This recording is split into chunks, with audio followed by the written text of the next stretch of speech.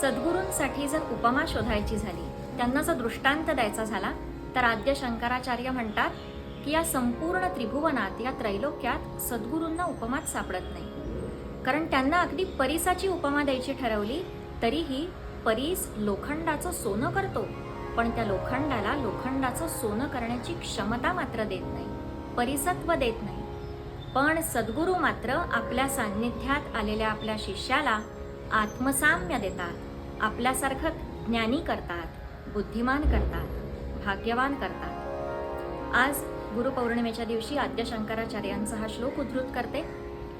दृष्टांतो नैव दृष्टस् त्रिभुवन जठरे सद्गुरोर ज्ञानदातुः स्पर्शश्चेत् तत्र कल्प्यः सनयति यदहो स्वर्णतामश्मसारम् न स्पर्शत्वं श्रितचरणयुगे सद्गुरु स्वीय शिष्ये स्वीयं साम्यं विधत्ते भवति निरुपमः तेन चालौकिकोपि.